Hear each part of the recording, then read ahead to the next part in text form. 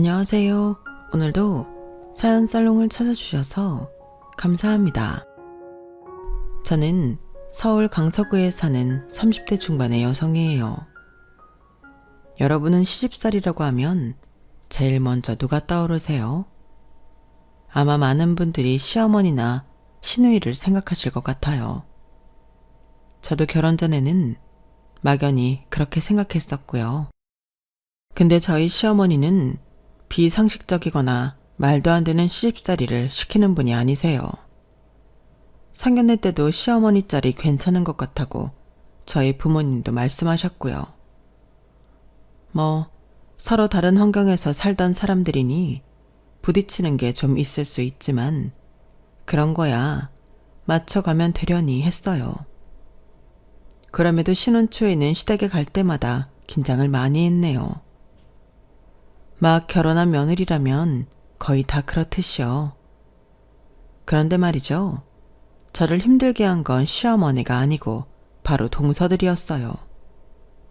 남편이 세 아들 중 막내라서 위로 동서가 둘 있는데요. 그 사람들이 시집살이 아닌 시집살이를 시키는 바람에 한때 이혼해야 하나 심각하게 고민까지 했다니까요. 그럴 만큼 힘들어하던 저를 못된 동서들한테서 지켜준 건 다름 아닌 시어머니였고요.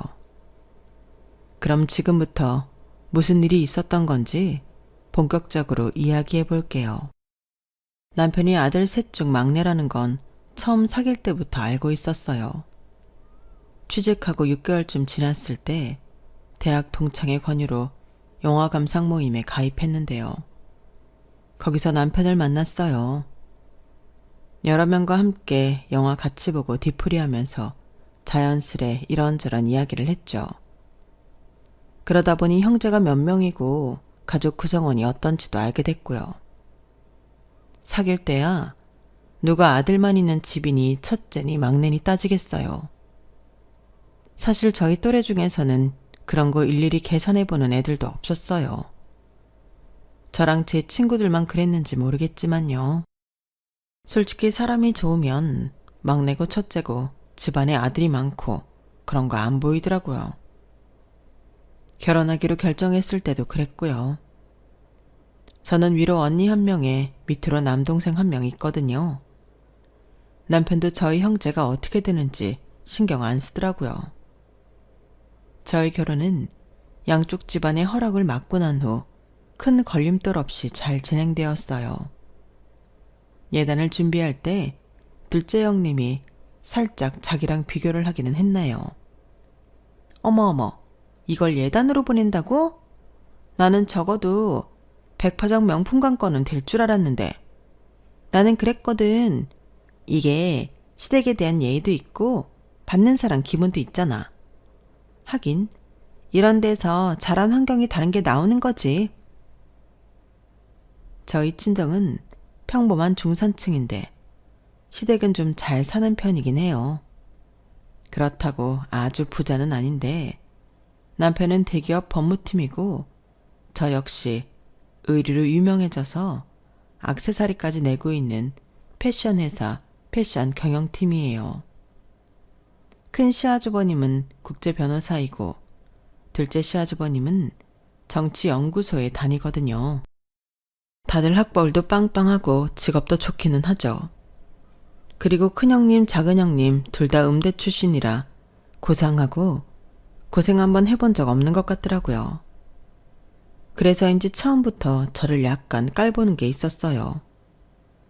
그게 저희 자격지심일까 아닐 거라고 애써 부인했지만 시간이 갈수록 둘이서 희희덕대며 제 뒷담화를 하거나 돌려가는 게 드러났죠. 동서, 그 옷은 뭐야? 나 처음 보는 상표네? 아, 큰형님, 이거 그냥 인터넷 쇼핑에서 산 거예요. 1+1인데 천 배분도 괜찮고 디자인도 무난해서 샀어요. 어머, 그런 데에서 산 옷을 입어? 애들도 아니고? 그런 거 대학생들이나 사 입는 거 아니었어? 형님, 저는 대학생 때도 그런 옷 안 입어봤어요. 동서가 막내라 그런가? 하는 짓도 막내 같아요. 근데 동서는 명색이 대기업 패션팀인데 홈쇼핑 옷을 입고 싶어? 수준 떨어지게. 홈쇼핑 옷이 어때서요? 홈쇼핑에 보세 같은 것만 있는 거 아니에요. 요즘은 다들 인터넷이나 앱으로 옷 사잖아요. 저희 회사 옷하고 신발, 액세서리도 홈쇼핑하고 앱에서 다 판매해요. 아, 글쎄 난 모르겠다. 백화점 아닌 데에서는 사본 적이 없어서. 어머, 둘째, 왜 백화점에서만 옷을 샀다고 그래? 둘째 해외 나가서도 옷 많이 사잖아. 어머, 그랬네요, 형님. 그건 저도 깜빡하고 까먹었네요. 제 친구들 중에서도 음대 나오고 클래식 피아노하고 첼로랑 플루트 전공하는 친구들이 있어서 아는데 음대 나오고 잘 산다고 다 저러지 않거든요. 형님들 친정이 엄청 잘 산다는 말을 듣기는 했지만 원래 그렇게 잘 살면 가정교육 덜 잘 시켜서 행동을 함부로 하지 않더라고요. 근데 형님들은 너무 유치하고 솔직히 말해서 상대해주기 싫기까지 했어요. 제 생각에는 저 기죽이라고 일부러 더 그러나 하는 마음도 있었고요. 처음에 몇 번은 그냥 참고 넘어갔지만 볼 때마다 웃는 얼굴로 사람 깔보는 말만 하는 게 열받아서 결혼하고 석 달쯤 지났을 때 처음으로 남편한테 불평을 했네요. 형님들 진짜 유치해서 못 봐주겠어. 대체 뭐 하자는 거야? 너무 웃긴 게 어머님 아버님 안 볼 때나 없을 때만 나 갈군다니까?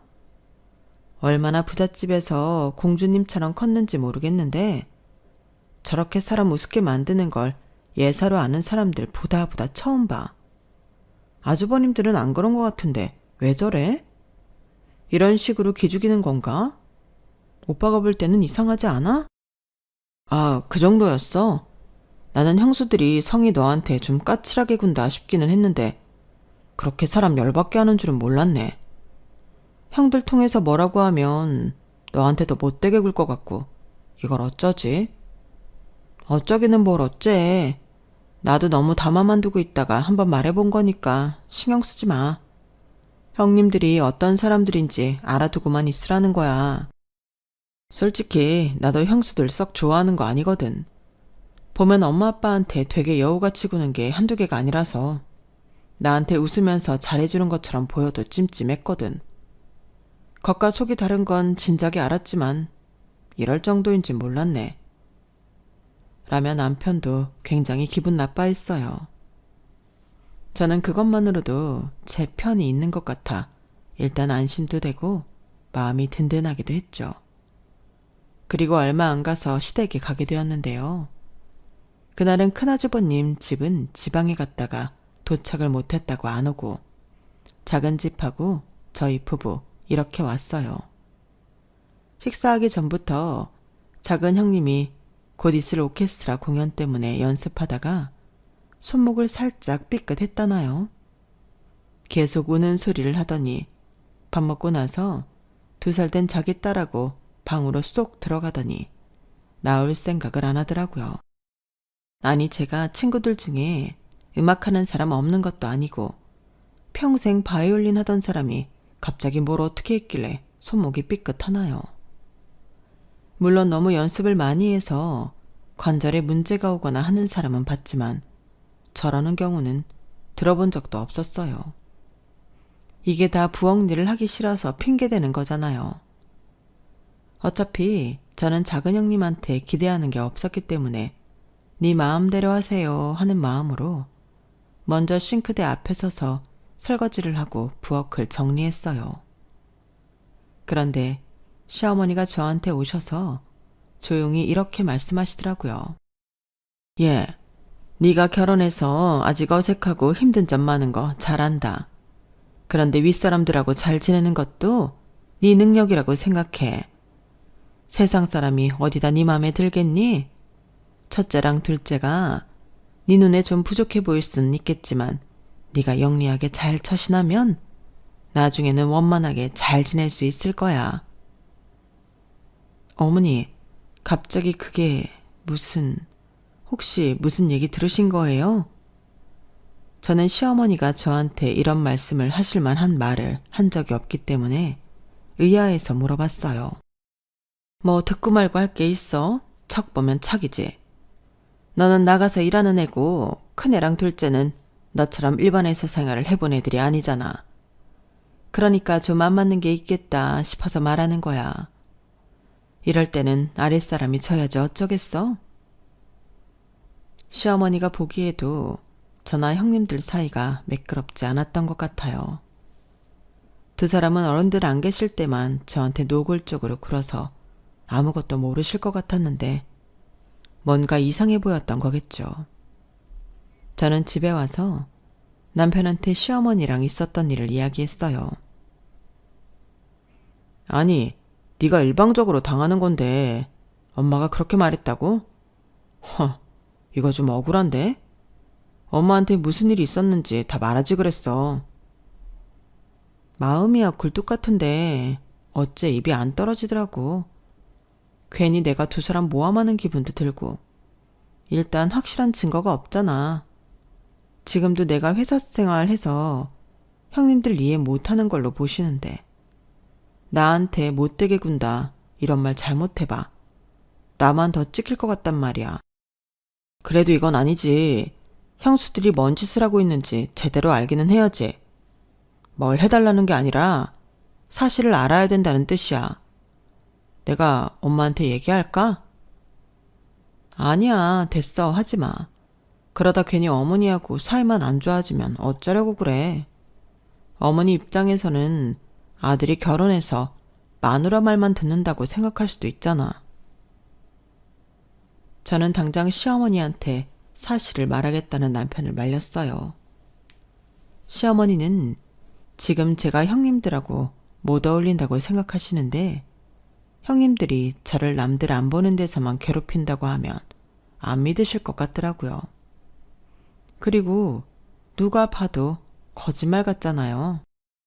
다 큰 어른들이, 그것도 결혼까지 해서 애도 있는 사람들이 그런 짓을 한다면 누가 믿겠어요. 저 같아도 안 믿을 것 같았죠. 제 상식으로는 이해가 되지 않았으니까요. 그래서 한 가지 마음먹은 게 똑같은 사람 되지 말자. 나는 유치해지지 말자는 거였어요.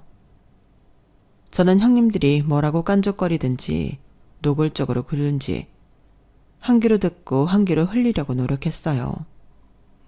제가 못 사는 집에 산다며 친정을 비하하는 말을 했을 때는 울컥하고 한마디 해주고 싶었지만 그래도 꾹 참았네요. 큰소리 내봤자 불리한 건 저였으니까요. 시부모님과 아주버님들한테는 제가 할 수 있는 한 잘하려고 했고요. 그렇게 몇 개월쯤 지났는데도 형님들은 변할 기미가 전혀 보이지 않았어요. 오히려 더한다면 더할까요? 바로 옆에서 제가 말을 걸어도 안 들리는 것처럼 자기들끼리 말할 때도 있었어요.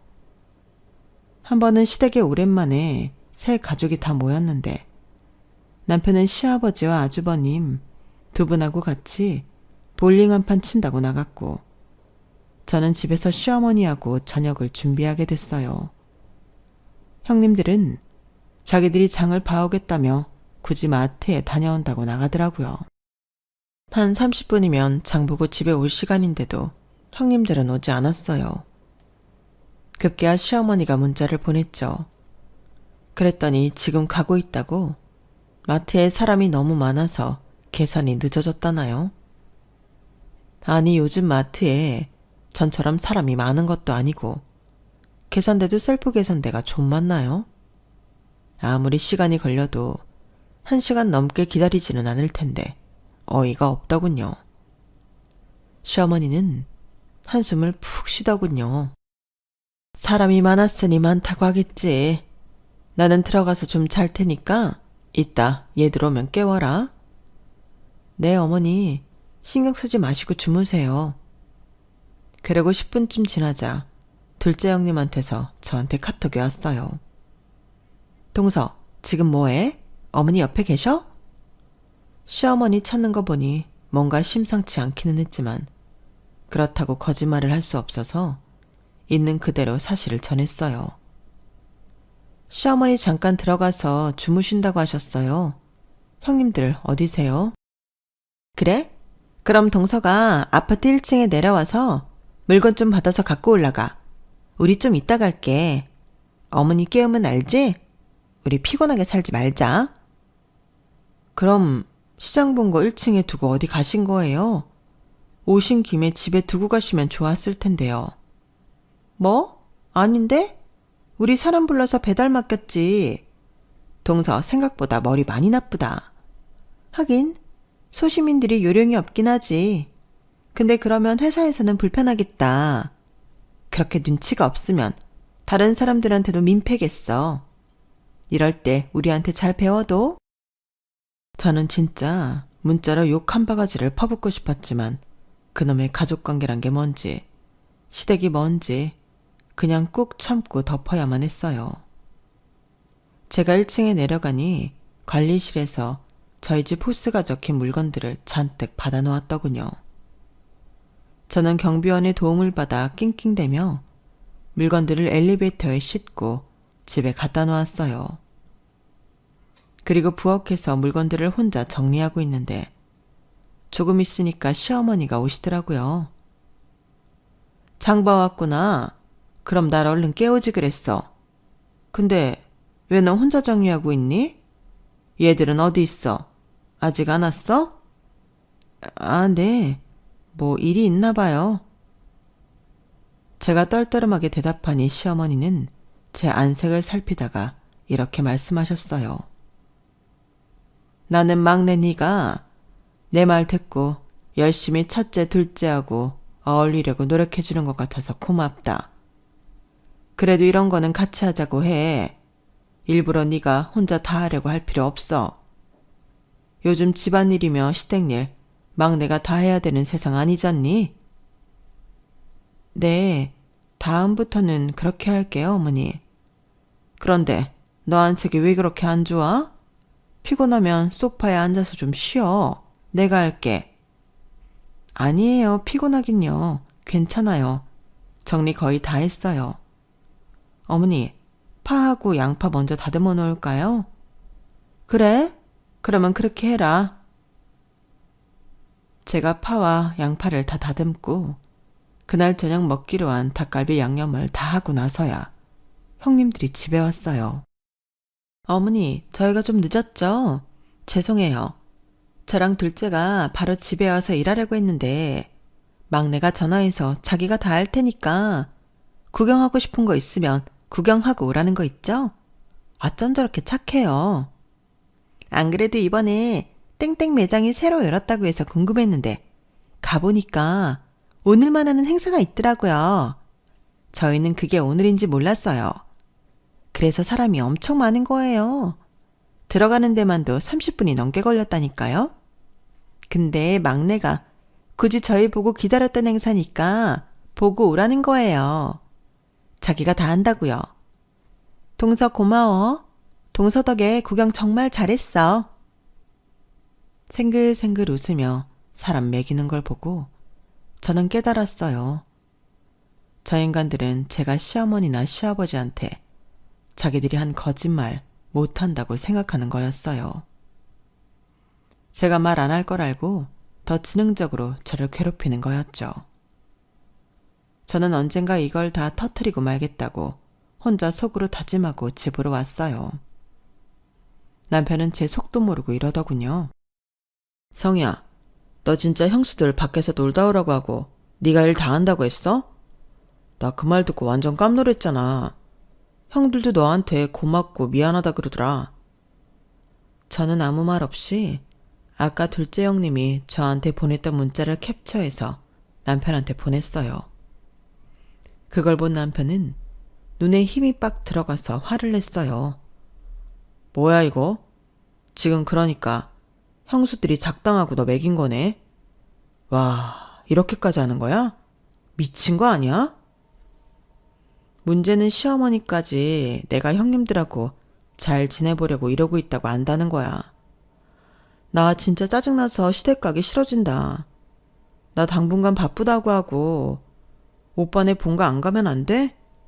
이러다 폭발할 것 같아. 알았어. 내가 엄마 아빠한테는 잘 둘러댈게. 내가 생각해도 그 사람들하고는 안 만나는 게 상책인 것 같기는 하다. 와, 진짜 상상 그 이상이네. 그나마 남아있던 정까지 다 털린다. 확 욕 나오네. 고마워. 남편은 남의 편이라 남편이라던데. 오빠는 그래도 완전 내 편이네. 오빠가 나만큼이나 같이 열받아 하니까 좀 위로가 된다. 당연하지. 내 마누라 건드리는데 좋을 사람도 있어? 진짜 형수들만 아니었으면 벌써 다 뒤집어 엎었어. 빈말 아니고 정말 남편이 제 편을 들어주니 그렇게 든든할 수가 없더라고요. 저는 남편과 상의한 대로 한동안 시댁에 가지 않기로 했어요. 안 그래도 회사 일도 바빠서 점점 퇴근이 늦어지고 쉴 시간이 필요했는데 타이밍이 적절하기도 했죠. 한 번, 두 번 그렇게 시댁에 안 가는 횟수가 늘고 어느새 연말이 되어 가는데도 저는 바쁘다는 핑계로 시댁에 가지 않았어요. 그 즈음에 친정엄마가 시댁에 매실장아찌를 보내드렸다고 하시더라고요. 저는 굳이 형님들 때문에 이러저러한 일이 있어 시댁에 안 간다는 말은 하지 않고 알겠다고만 했죠.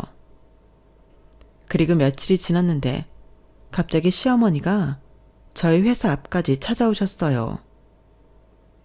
어머니, 여기까지 어쩐 일이세요? 혹시 무슨 일 있어요? 아니다. 일은 무슨 일이 있어.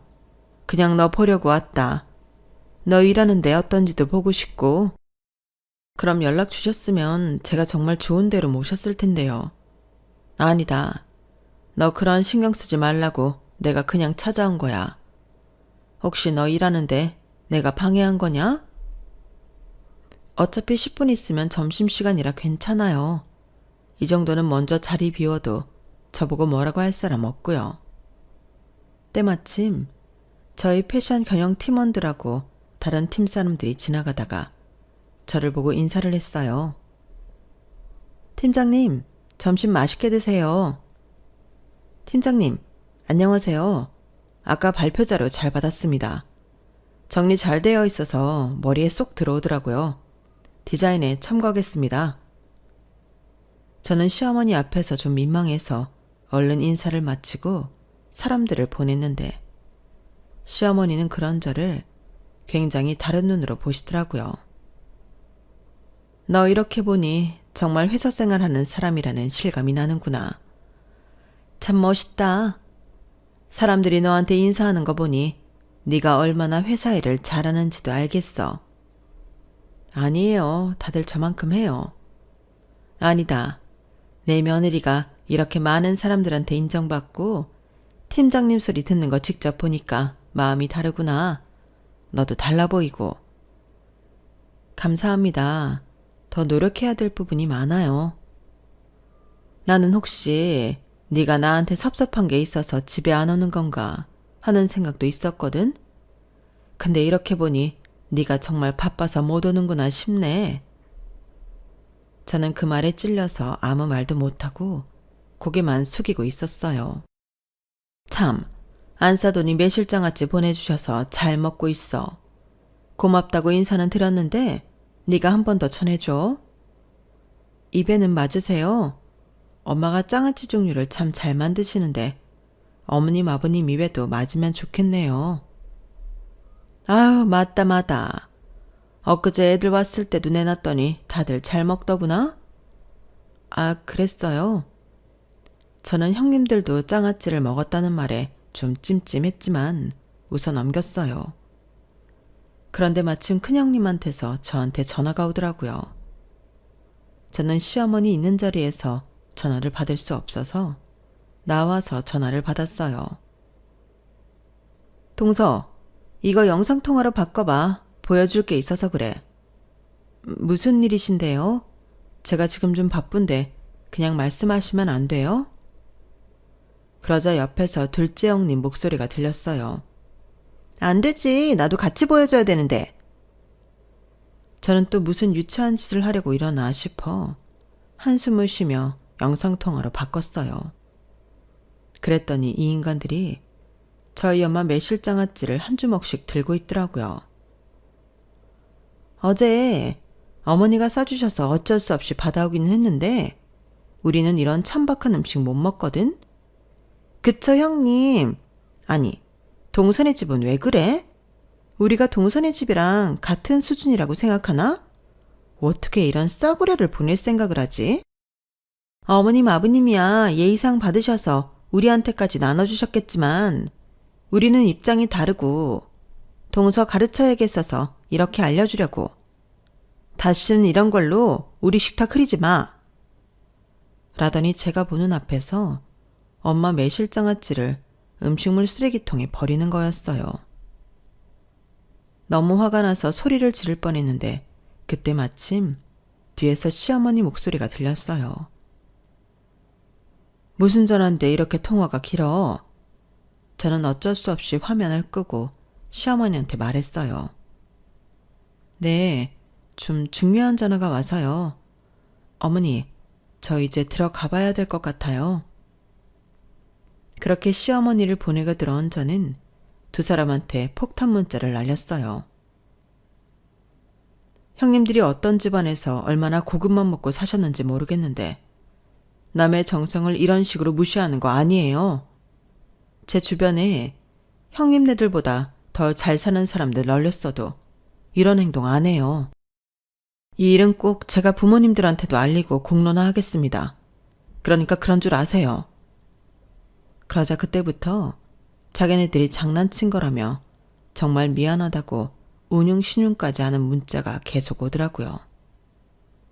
저는 그동안 그 인간들이 한 짓이 있어서 그 말들을 믿지 않았어요. 하지만 퇴근하고 집에 오는데 큰 형님이 집 앞까지 찾아온 걸 보니 그래도 시부모님이 무서운 건가 싶기도 했는데 진심으로 사과하고 싶다고 너무 심했다고 사과하는 모습을 보니 흥분했던 제 마음도 가라앉았어요. 둘째 형님은 레슨이 잡혀 있어서 못 왔다며 자기들이 저 군기를 좀 잡고 싶었던 것 뿐인데 지나쳤다고 하더라고요. 저는 그 말에 마음을 풀었고 집 근처 카페에서 차 한 잔 마시며 이야기도 좀 하고 헤어졌네요. 그리고 한 달쯤 지났고 연말 연시와 함께 시어머니 칠순이 다가왔어요. 저는 결혼하고 처음 있는 시부모님 생신이라 잘해야겠다는 마음이 생기더라고요. 그래서 형님들한테 어떻게 하면 좋을지 조언을 구했어요. 직접 만나서 한 건 아니고 카톡으로 말했죠. 그러자 두 형님이 다 이구동성으로 직접 음식을 차려주면 좋아하신다고 하더라고요. 어른들은 비싼 것보다 정성이 담긴 거 좋아하시더라고. 어머님 아버님은 특히나 외식 안 좋아하시고 집에서 드시는 거 좋아해. 형님 말이 맞아. 나도 결혼하고 처음 아버님 생일상 직접 차려드렸어. 나 혼자서 처음 하는 거니까 다른 사람 도움 안 받는 게 좋겠다 싶더라고. 그랬더니 두 분 다 엄청 좋아하시더라. 저는 그 말을 듣고 시어머니한테 칠순에 손님이 얼마나 오시는지 물어봤어요. 예, 요즘 누가 촌스럽게 칠순이라고 사람들 부르니? 됐어. 가족끼리 밥이나 먹으면 되지. 너는 일도 바쁘잖아. 연말 연시면 회사에서 행사도 많을 텐데 신경 쓰지 마라.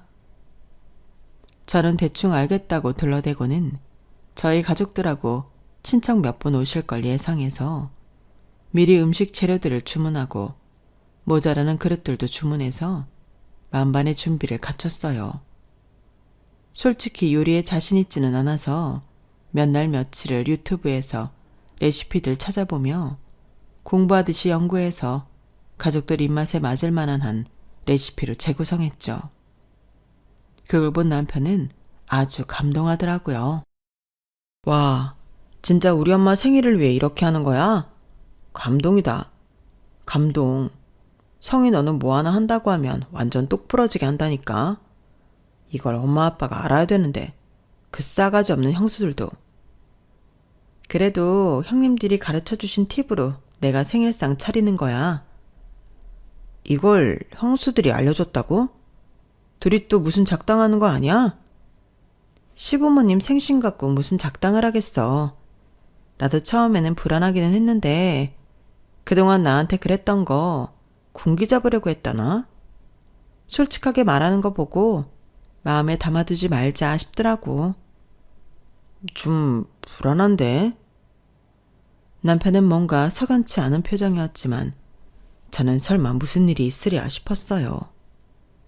그리고 시어머니 생신 전날부터 음식 준비 때문에 연차를 내고 요리를 하기 시작했어요.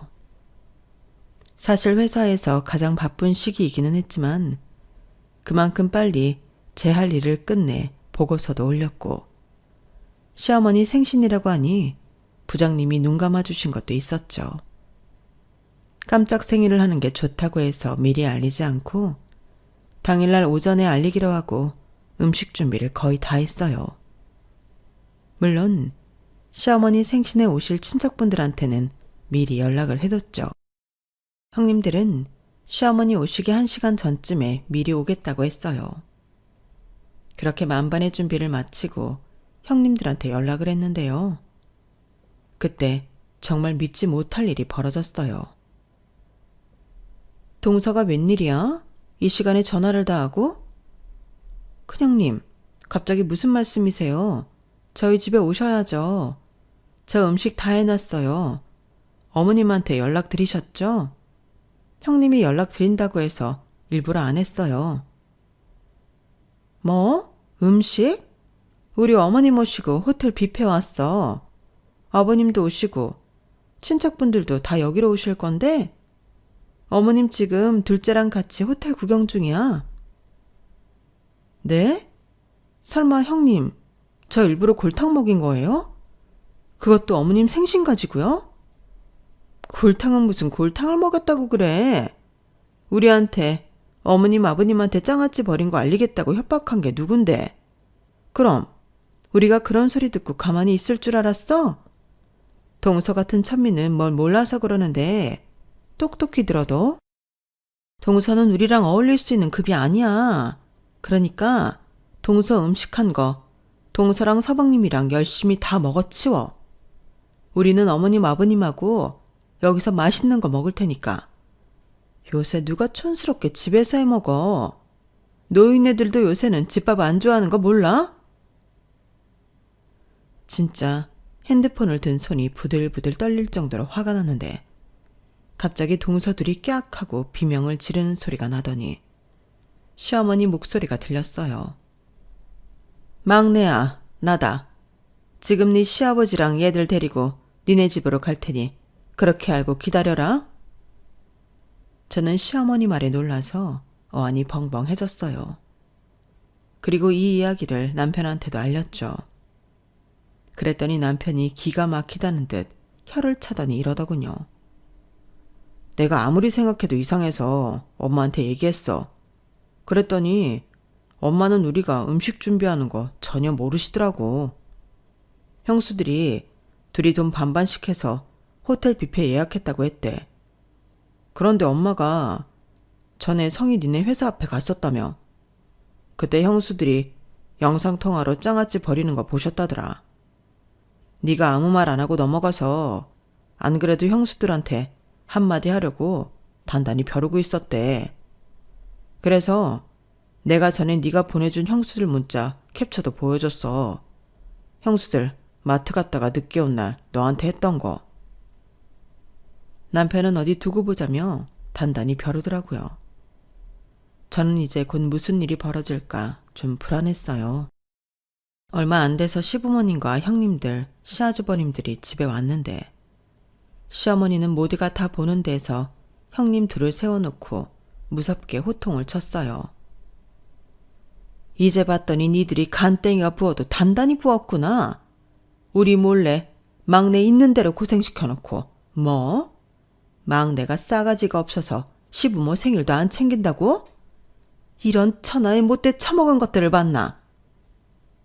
저는 형님들이 저에 대해 시부모님한테 한 말도 놀라웠지만 시어머니한테서 이제까지 들어보지 못했던 욕에 너무 놀랐어요. 이것들아, 누가 천민이야? 그럼 니들은 귀족이야? 귀족이라고 치자. 귀족이 품위 없고 교양머리 없이 새로 생긴 가족한테 이딴 식으로 구냐? 어머니, 오해세요. 저희는 정말 그런 뜻이 아니었고. 형님 말이 맞아요, 어머니. 저희는 막내가 저희한테 한 게 있어서. 시끄럽다. 나 니네가 예전에 마트 갔다가 늦게 온 날부터 좀 수상하긴 했어. 근데 나한테 한 말하고 막내한테 한 말이 다르더라. 니네가 보낸 문자 내가 다 봤어. 거짓말을 해도 머리가 좋아야 된다고. 그렇게 누구나 다 볼 수 있게 증거 남겨가며 사람을 괴롭혀? 야, 니들이 인간이야? 니들 하는 거 보니 우리 돈 떨어지거나 좀 아프면 아주 사람 취급도 안 하겠다.